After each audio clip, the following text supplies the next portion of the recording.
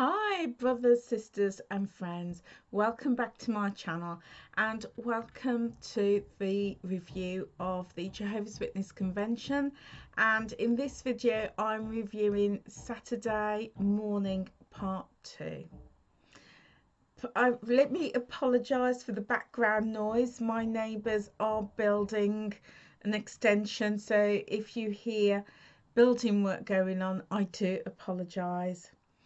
Okay, so just to do a really quick recap of the convention so far. On Friday, the overarching theme really was we want you out in the ministry at whatever cost, whether it means living in poverty, going without, turning down promotion at work, at whatever cost, whether it's your health, your safety, you're putting yourself or your family or your children in danger, we want you out in the ministry. And then on the Saturday, we started to see the baptism of people, but particularly of young people and children. And then we were introduced to a training video on how the governing body wants their people who are out doing the cart work to go about doing the cart work in order to become more effective. So this is part 2, so we're following on now with some experiences. I have just gone through the video and I've picked up on stages of the video that I want to comment on, but if you want to see the entire video, then it's available on the Jehovah's Witness website, which is jw.org. Okay guys, so let's dive right into this video and check some reviews out. Notice where and when Beatrice started talking to Juana about Jehovah? In elementary school. What a wonderful reminder that you young ones can experience joy by making school your personal territory. If you haven't tried it already, look for someone with whom you can share the good news. You may be surprised at the results. So here we have the speaker encouraging young people in elementary school. So over here in the UK we would call that nursery school or infant school. So that would be, I imagine, in America around the age of 4 or 5 years old. Same here in the UK. So I personally feel this is shameless and quite disturbing, promoting the idea that children as young as 4 or 5 can experience joy if they seek out and target other young students in school to practice their preaching and to start preaching too. I find it particularly disturbing because young children find joy in so many ways. They find joy by just having a normal childhood, socializing with their friends, their family, their schoolmates, in toys and just general everyday normal things. But yet he's trying to say that young children can find joy in preaching, and I just find that children at that age should be going to school and focusing on learning and having fun, and they should not be pressured as he is doing, pressuring children, young children, to get involved in preaching. So it's really quite shameful behaviour that this is being encouraged. I used to study with this young girl. She wanted to make progress in the truth. But in order for her to do that, she had to overcome these 2 biggest obstacles. One was this career that she had, and the other was the obstacle from her unbelieving family. I try and be a good example to her by enjoying the ministry myself. Although she had a high-paying job, she wasn't happy. She was always stressed. Then she sees Jehovah's Witnesses, despite being out there in the ministry, hot sunny day, rainy day, they're happy. She knew and was convinced that she'll be really happy if she put Jehovah first in her life. So eventually she had to tell her mother-in-law that she had resigned from her employment. So her mother-in-law says, and now you've resigned? So what you're going to do? You're going to go preaching? And then she says, the decision that I've made is going to make me happy. It's going to make Jehovah happy as well. I attended the Pioneer Service School with her. You know what really made me happy is seeing ones like her being happy in doing the same work in helping others come to serve Jehovah. And knowing the fact that Jehovah had actually used me in helping others find the truth and serve Jehovah as well. So the question is, how many times can you say happy in a sentence in order to convince yourself that you are happy? Jehovah's Witnesses have got that down to a T. In order to be happy, they can't be happy unless they're talking about being happy. It's crazy. So here we have the speaker is taking us around the world to different places where these happy Jehovah's Witnesses are. They've all had their happy pill, and now they're talking about their life-changing experiences that has made them happy. And we have this scenario of this woman, she's probably a pioneer, and she meets a young woman, starts to study, and the young woman wants to make progress. And interestingly, the only way that she can progress in understanding God and understanding the Bible and spiritual things on Jehovah's Witnesses terms is to overcome two obstacles, which involves her career and her family. Now, most mainstream Christians, if they are wanting to make progress around their spiritual life, they would undertake more study, perhaps go to church. They wouldn't necessarily think, oh, I need to sort out my family and my job. Only Jehovah's Witnesses do that because of their criteria. But mainstream Christians would, do other things like meditate and pray and, fellowship, and, it wouldn't have that massive impact on their lives. But this woman decides that she needs to give up her high paying job. Again, it's something that I've picked up on throughout the convention is Jehovah's Witnesses really do not want people working in a secular job more than they should, than the governing body feels that they should do, in order to earn money to live a particular lifestyle. So here we have this young woman. We don't know what her job is, that's not stated, but it's a high paying job, and for some reason it's deemed inappropriate. So she gives up this high paying job, tells her mother-in-law that she's doing so, and is going out to do preaching. Now, if her job was pressurized and making her unhappy, like most normal people, you would then find another job, you'd find an alternative. But no, she gives up a job and goes preaching. And it's not uncommon because often at conventions like these, the pressure is on. As we've seen earlier, the pressure starts from a very young age to go out preaching.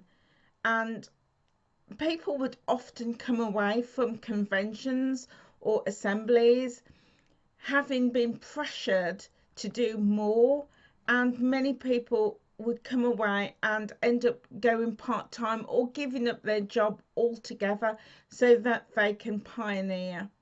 And this is ultimately what the organisation wants. So we're seeing these experiences to again guilt trip people. So the key messages are high paying job, not great. You need to give that up to go out pioneering. If it means dealing with family obstacles, that's fine. Deal with them so that you can go out and in the preaching work.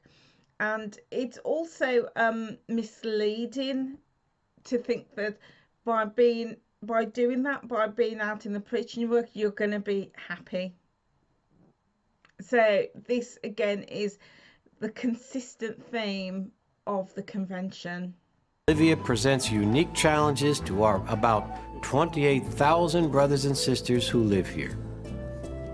Their territory includes the towering Andes Mountains in the west and rainforests in the north. The publishers endure weather that ranges from burning heat and tropical humidity to freezing winds. To reach remote territories, they may have to cross rivers and drive for hours on poorly maintained mountain roads, sometimes just a few millimeters or inches from the precipice. But how Jehovah's blessing their courageous efforts.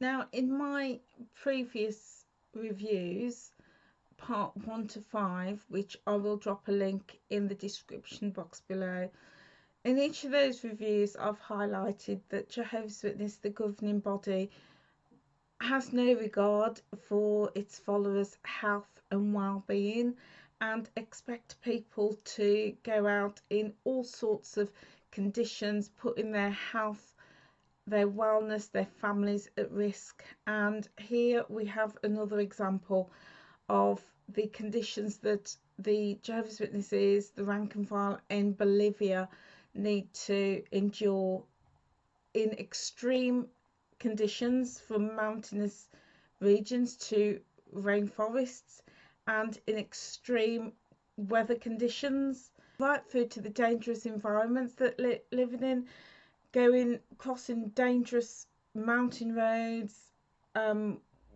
right on the precipice is where they're driving. But as far as the governing body is concerned, they almost sound proud of the fact that their members are putting themselves through these dangerous conditions to be able to go and preach. And it's almost like in his voice, I almost detected like a badge of honor. It's like people are putting themselves through all of these dangerous conditions and risking their life and limb and their health and well-being because we say so, because we tell them to preach. And it's almost like a power trip that comes across in his voice. So yeah, it's interesting, and we're going to see even more so that the conditions and the lives that their followers live on the word, on the whim of the governing body. So let's carry on. Lydia was a young woman who was very interested in spiritual things. But just like anyone that does not study the Bible, she had habits that were not pleasing to Jehovah. She liked to socialize with her workmates, and at times she went out drinking with her friends. Sometimes drinking a little too much. Her manner of dress was not appropriate. She wore tight clothing and very short skirts. How did we correct that? By showing her in the Bible that women should dress with modesty and soundness of mind. It was not easy, but she did it.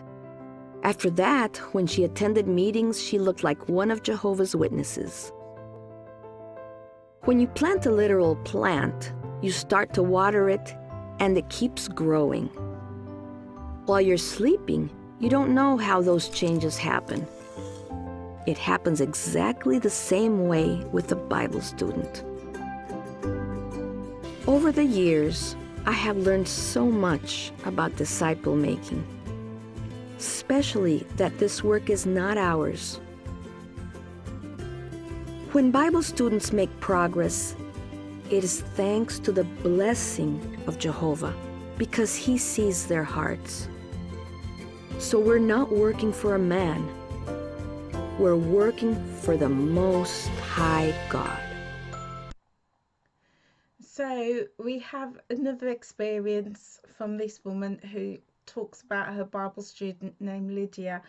And this really is sort of like typical of the course of the way that they want Jehovah's Witnesses to shape and mold their Bible students.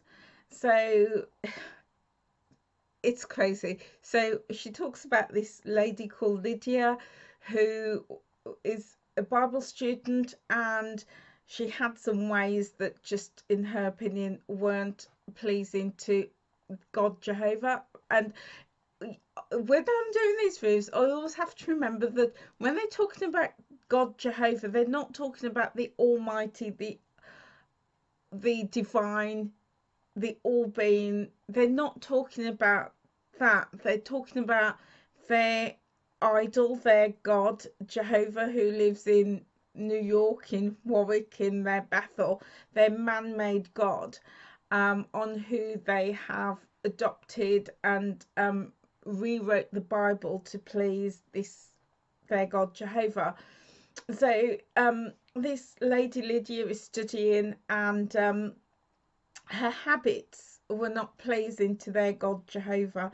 Now, I just find this just so hypocritical, because they're talking about her clothing that wasn't appropriate, tight clothes and short skirts. And, you know, since when did Jehovah's Witnesses become the fashion police?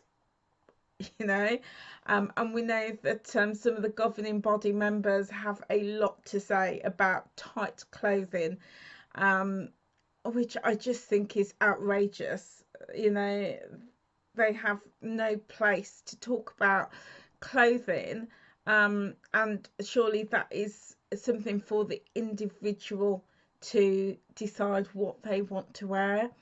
I've been to many churches of different Christian denomination, and they do not give one iota. They don't care what clothes you wear. I've been to church and to worship in my jeans and a t-shirt and trainers. They don't care, because, you know, the Bible talks about rend your heart and not your garment. So, you know, what somebody wears is neither here nor there. But Jehovah's Witnesses like to make a big thing of it. So they're talking about her clothing being inappropriate, but what I find quite incredulous is they're talking about she liked to go out, and I just refer to my notes here. She liked to go out and socialise. Since when did socialising become a crime? What they're really saying is she was keeping association with people that they didn't deem to be good association, or in other words, she was associating with non-Jehovah's Witnesses. And that's what they like to do. They like to shape people and mold people in the way that they want to, by using guilt tripping to make people conform. So they would make this Lydia feel that her drinking was inappropriate. And if we're talking about inappropriate levels of drinking and alcohol, they only have to look at their governing body member who was spotted in a local liquor store buying copious amounts of liquor. Now, I don't know whether that was for him or whether he drank it or gave it away. I don't know. But if they're talking about examples, then they really need to look at themselves first before nitpicking on other people. There's nothing wrong with drinking. There's nothing wrong in socialising, and there's nothing wrong in wearing the clothes that you want to wear. But yet, to be a Jehovah's Witness, you have to please their God Jehovah, who is so into your business that he sets out rules as to what you should wear, what you should drink, how much you should drink, and who you should hang out with. If that's not man-made, I don't know what is. And it's interesting that she said that Lydia got to a point where she started to look like one of Jehovah's Witnesses. And just interestingly, Jehovah's Witnesses do have a look. You can spot them a mile off. And yes, you can argue that they do look smart, they do look tidy, but it is a very business outlook that they have. And really that does reflect the fact that they are a business. The Jehovah's Witness organization is a business. They have a management structure with a governing body, the board of directors, tiers of management, i.e. the circuit overseers, their elders arrangements, and also their subjects, which is the rank and file. So it is a business organisation, and therefore they want their people to dress for business and to turn up to business meetings dressed in business dress. And those business meetings would be the regular meetings and also conventions, etc. So yes, they do look like one of Jehovah's Witnesses, just as if they worked in a ordinary business, a regular business, say for example Burger King or McDonald's or Pizza Hut or Tesco's, whatever, and they put on a uniform, dressed ready for business. And that is how Jehovah's Witnesses want their people to be, dressed and ready for business, just like the world. So yes, it's interesting that she makes that point, that Lydia looked like one of Jehovah's Witnesses. And of course you can spot Jehovah's Witnesses a mile off by, you know, their business dress, ready for business.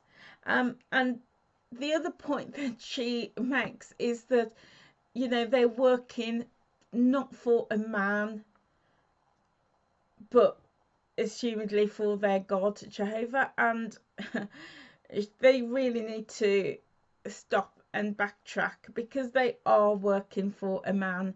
They are working for a man. They don't know it. The rank and file may not know it, but really they are working for a man. And that is the governing body who is pulling their strings. Have you invited your Bible student to enjoy the main course of spiritual food at the Kingdom Hall? Many have, and they have seen their students advance and really become happier. But some have held back. They feel that they don't want to rush their student into anything, put too much pressure on them. But this is exactly what your student needs. Invite them as soon as possible. Never hold back, because you could possibly be holding them back from making progress. You're really pushing those meetings, aren't you? What time?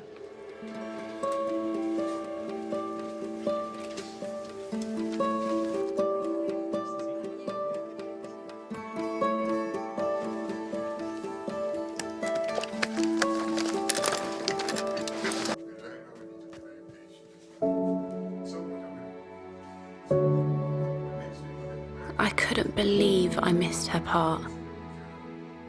But it wasn't a total loss.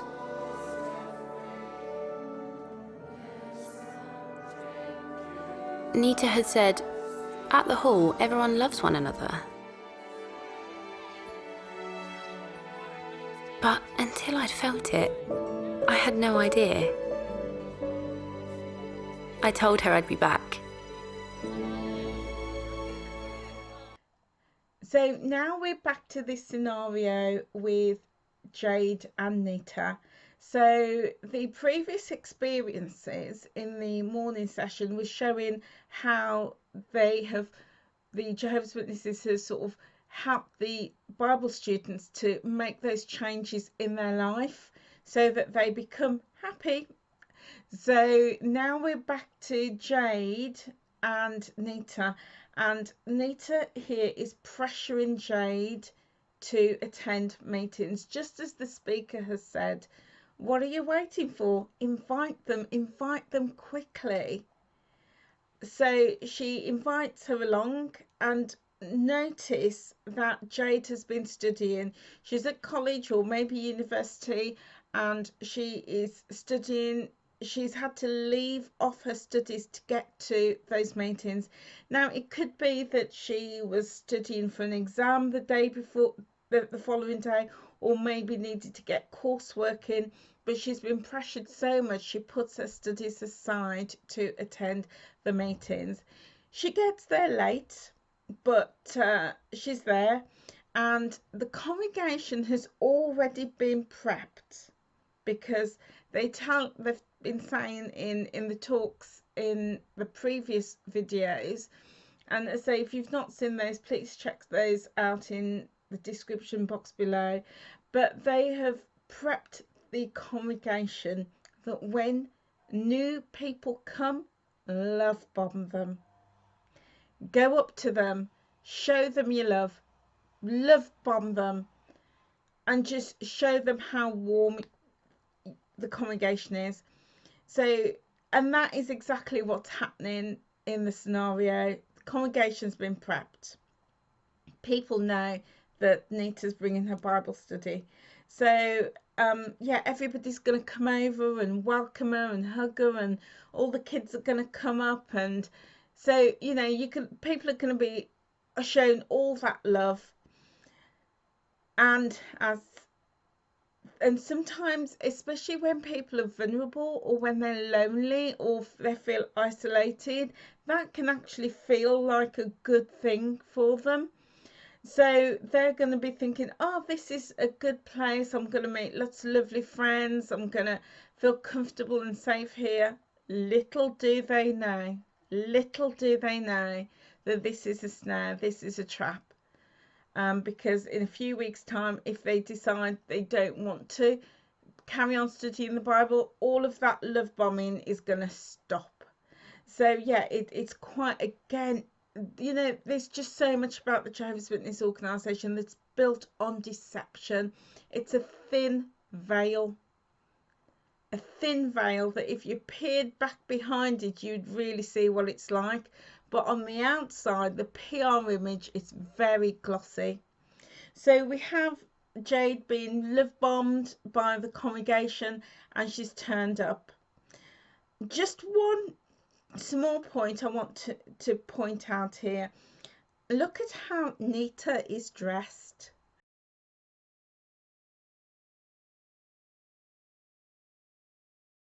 Nita is a young woman, and they've got her dressed like an old lady. That's what they want of their people, because we've already been told in the previous scene about, you know, the tight clothing wasn't appropriate, her style of dress wasn't appropriate. So this is how they want their people to look, like their young girls looking like old women. But also, just take note of Jade.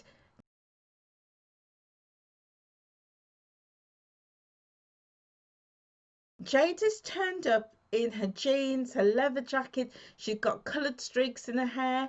Just keep an eye on that and see how quickly that is going to change. Okay, let's carry on with the review. How did Jade feel when she attended her first meeting? Well, she really enjoyed it. And she remembered what Nita told her, that everyone at the Kingdom Hall loves one another. And Jade had to admit, but until I felt it, I had no idea.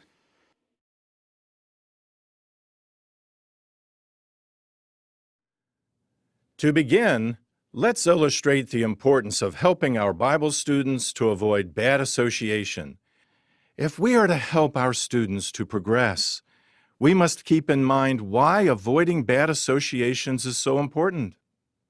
We must also have in mind how we can help our students to do this. Let's first look at why this is so important. In order for your Bible students to gain Jehovah's friendship, they will likely need to make some changes in their choice of association. Why? Because your student's progress is greatly affected by his or her choice of friends. Proverbs 13 and verse 20 explains why this is true. Please go to that verse. Proverbs 13:20. It reads, "The one walking with the wise will become wise, but the one who has dealings with the stupid will fare badly." Why does a person's choice of associates matter? Because we cannot change what the verse says here. The one who is walking or has dealings with the stupid will fare badly. If a Bible student seeks company with senseless people, he or she will not progress spiritually. So help your Bible students to choose well. Wholesome associates in the truth will help your students to break free from worldly thinking and unclean practices.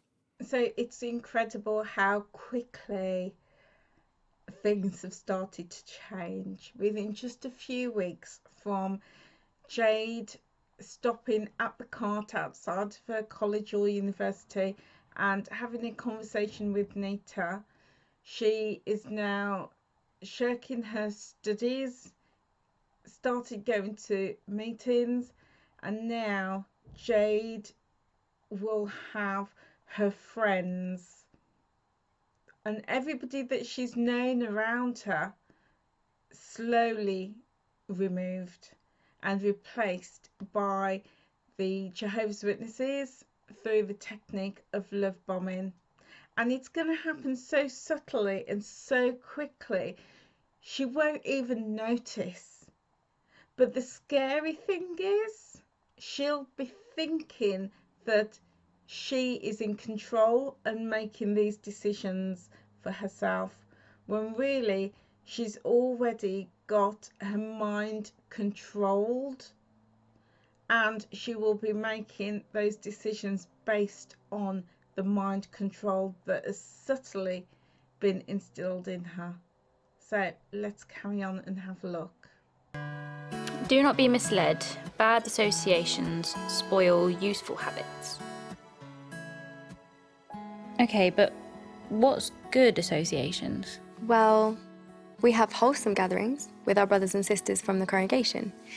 And we eat and talk, and some like to play musical instruments, and they'll do renditions of original songs.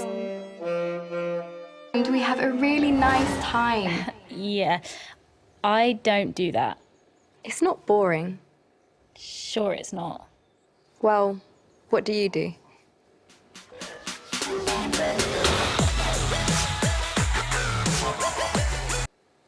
Yeah, you wouldn't do that.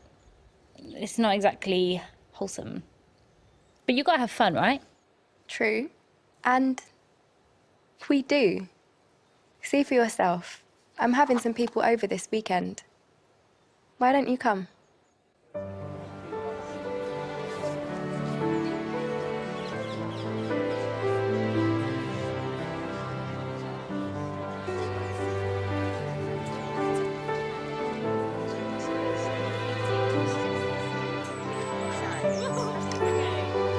Likewise, when it comes to how we can help our Bible students, remember to be empathetic as well. All of us naturally desire to have friends. Keep that in mind as you strive to help your students. It can be difficult for them to seek out good associates. How can you help your students at a time like that? By giving them a real choice. Along with helping them to draw close to Jehovah, help your students to replace bad associations with good ones. Be a friend to your students. Introduce them to others in the congregation. Also, whenever possible, when the study is over, why not stay for a while and talk with them, spend some time, and really get to know them. Call your student whenever he or she is sick. Show personal interest. Sit with them at the meetings and invite others to sit in on the study with you.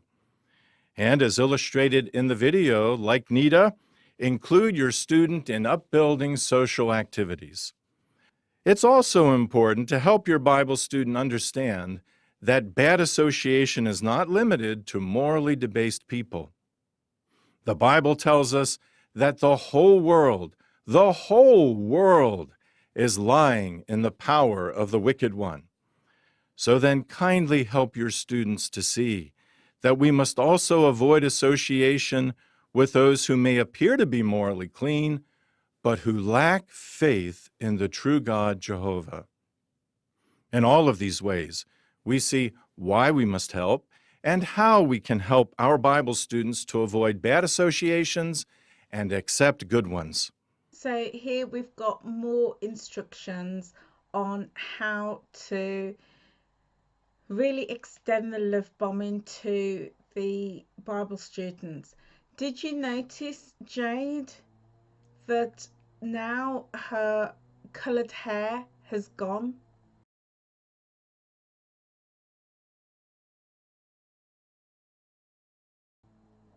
And that's just the start. Before she knows it, so much more about her will have changed, and she will think that these changes are good things. She'll think that losing her friends and her family and these morally debased people out of her life is a good thing, only to be replaced by wholesome, good people who are Jehovah's Witnesses. And the danger in that is it happens so quickly and subtly you won't even notice. But for so many Jehovah's Witnesses, their whole social network, their friends, their family are Jehovah's Witnesses. And if at any time they decide that they want to leave, they end up with nothing. They've got no external support outside of Jehovah's Witnesses. And this is where it starts, right from the Bible study. It's also interesting that this can be used as a further training, an instructional video, because he's telling the Jehovah's Witnesses how to be a friend to the Bible student, you know. And the sad thing is, at first I thought to myself, why do Jehovah's Witnesses need to know how to just be sociable to people? And then when I thought about it, it's because Jehovah's Witnesses don't know how to be sociable to people who are non-Jehovah's Witnesses, because their whole circle of friendship is Jehovah's Witnesses. So therefore they need to be told how to be sociable, and also they need to be given permission. And that's what he's doing. He's giving the rank and file permission to be friends with the unbaptized Bible student, because typically that wouldn't be allowed. So because they're studying, he's giving them permission by saying invite them to your gatherings, invite them, you know, to meet other Jehovah's Witnesses, be a friend to them, stay with them after the Bible study, get to know them, call them when they're sick. So he's saying it's okay to do that, we're giving you permission. But if you decided to do that with somebody who was a non-Jehovah's Witness who wasn't studying, you'd soon see how quickly the elders were down on you like a ton of bricks, frowning you, and even wanting to mark you or reprove you or disfellowship you for having these non-Jehovah's Witness friends, these worldly friends. So yeah, interesting take on their training and instructional video. In this part of our symposium, we are addressing why and how to help our Bible students overcome unclean habits. The God we worship expects this. There are things that our Bible studies practiced before, these unclean habits, in their ignorance, before they knew Jehovah, before they knew his requirements. They need to understand he is the Holy One, and they have to have their conduct line up with the Holy One that we worship. And this is not a suggestion, as quoting the scripture here in verse 16, it's a must. They must be holy because Jehovah's holy.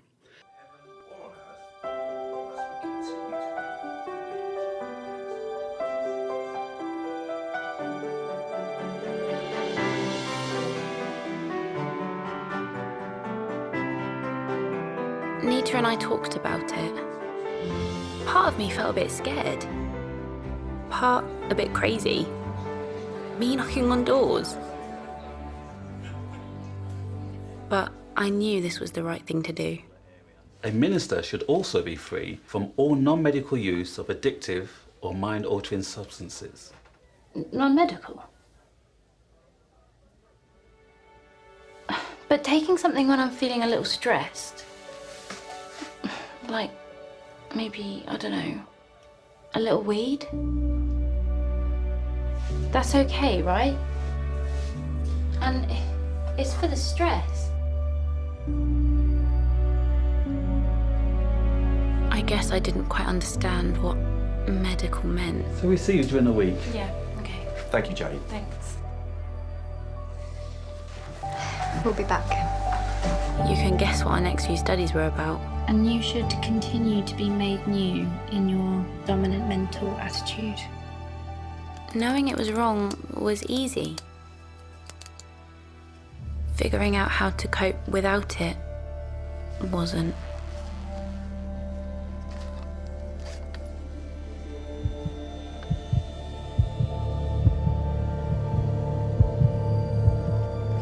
Beating it felt impossible.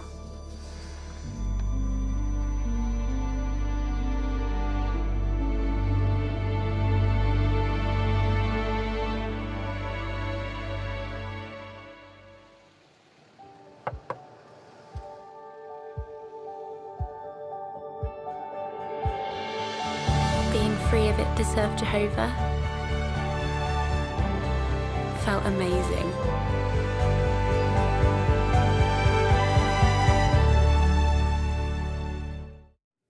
That means your Bible students' thinking has to change. The thinking has to change into this new personality thinking that's guided and directed by Jehovah and His Word. So here we go, a talk about unclean habits. And Jade started off just a couple of weeks ago innocently stopping at the cart and asking about Bible truths. And here now she has started to change her life very quickly, very rapidly. And she's now at the back, in the back room of the Kingdom Hall after probably only attending one or two meetings. And she's confessing. And sometimes, you know, the pressure that these Jehovah's Witnesses put on people will make them confess to all sorts of things because they laden them with guilt. And I remember, I'm not a Bible scholar in any shape or form, but I remember the Bible saying that, you know, come to Jesus, his yoke is not burdensome, it's light. But poor Jade is in the back office confessing that she smokes a little bit of weed for her stress. Now, rightly or wrongly, you know, for me, I'm kind of like, you know what, it's up to individuals, and it's up to individuals' consciences as to what they want to do. If taking, you know, weed helps them with their stress, I mean, now there's all sorts of things on the market where you could get, you know, CBD for all sorts of medical conditions and mental health conditions. And, you know, people don't find that to be an issue. But yeah, for Jehovah's Witnesses, it is. They want to get right into your business. And Jade is now experiencing this. So she's confessing, she's probably feeling very pressured to be able to share the innermost confidential parts of her life. And did you notice, Nita, that look of disgust on Nita's face? Because Nita clearly didn't do her homework very well in discovering that Jade smokes weed occasionally. So now that she knows this, she's going to be reinforcing the point that she needs to give it up, change her ways, and therefore the next few Bible studies are going to be all about that and making her feel guilty for needing it, wanting it, using it, enjoying it, whatever. So she's now giving it up, and she's out knocking doors. And this is how subtly Jehovah Witnesses get into your business. And they try to use the guys to say that this is what Jehovah wants. It's about pleasing Jehovah and all the rest of it. I don't think, well, their God Jehovah in New York, in Warwick, yeah, you know, he don't want people smoking it. But the God of the universe, the Almighty, the Divine, I don't think he gives two hoots about things like that. So yeah,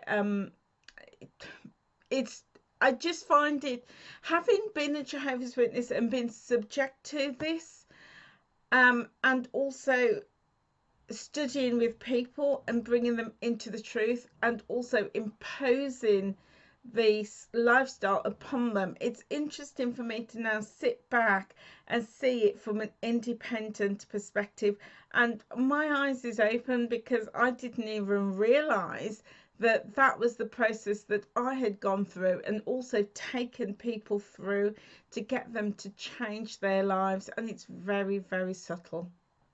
But Mum, listen. No, Jade. You listen. Isn't this just another of your phases? It's time to move on, love. The holidays are our time. It's all I get from you. Promise me you'll be here. Promise.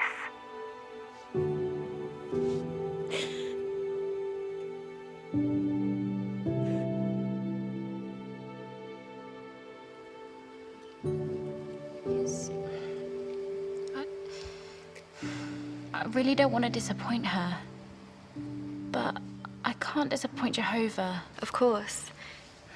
You love them both. Don't you think he can help you? Talk to him.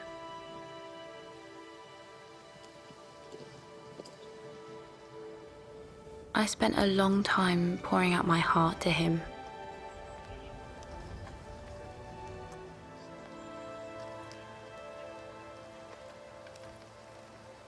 And I remembered something from one of the Psalms.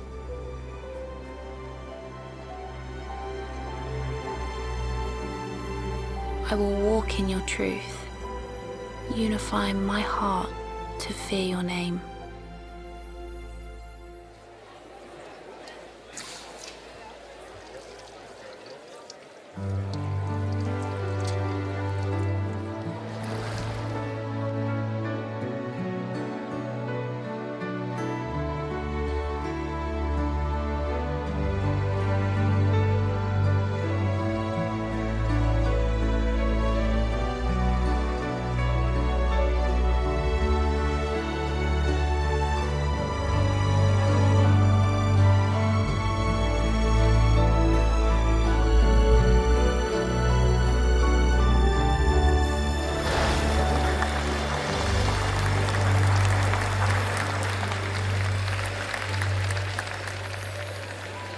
Yo, so tell me. I remember someone once claiming to be all about the promises. Made any good ones lately? Absolutely. So here we go. Christmas, holidays, birthdays, all sorts of occasions, and there's going to be conflict. So Jade is experiencing this, and it's tearing the family apart. Jade's unhappy, the mother is very unhappy, and early on in the study, I'm pretty sure that there would be conversations about this, and therefore Nita is there ready to support Jade when it happens. And it's interesting that again Nita is using those skills that was taught in the training video, is instead of coming up with the answers straight away, ask questions, ask searching questions, and allow these students to come to their own conclusion. So Jade has done that. Now, it doesn't tell us whether Jade actually went to any of those family celebrations. We don't know. But what we do know is that whatever decisions she's made, it's leading her to have a complete change. I mean, she looks completely different. The coloured hair's gone. Her clothing has completely changed. She's now out on field service, and she's now taken that step to baptism, which is ultimately what they want. So the real theme of the convention, although it looks like it's about joy and happiness, it isn't. That's almost like a sub theme. The real theme is about how we can be, or how Jehovah's Witnesses can be out in the ministry more, even if they're putting their life in danger, their health, they're living in poverty, that doesn't matter. They need to be out there. And the second theme is learning from the instructional videos and the instructional sessions how to take and how to make the cart work effective, right from meeting somebody in the cart work and taking the Jehovah's Witnesses through that process on how to teach and train someone in a Bible study and take them right through to baptism. And that's what this is about. The real theme is about, we want you out in field service, out on cartworks, and this is how we want it done. Okay guys, so this brings me to the end of the review for the Saturday morning of the Jehovah's Witness Convention. If you've stayed with me this far, then thank you so much for listening. I would be very interested in your views and your comments, so please feel free to drop them in the comment box below. If you found this video of value, please give me the thumbs up, and also if you've not done so already, please like and subscribe to my channel. So I just want to say thank you again, and also I apologize about the quality of the audio and also of the video. As I've mentioned before in my previous videos, my camera is broken, so I'm just trying to use whatever resources I've got in order to continue making these videos until I can save up for another camera. So please bear with me, but I hope that doesn't take away from the points that I'm trying to get across to you in these reviews. Okay guys, so thank you so much for being here, and please check the description box below and check out my other videos in this series. Okay, I will look forward to seeing you on another video. Take care, see you soon.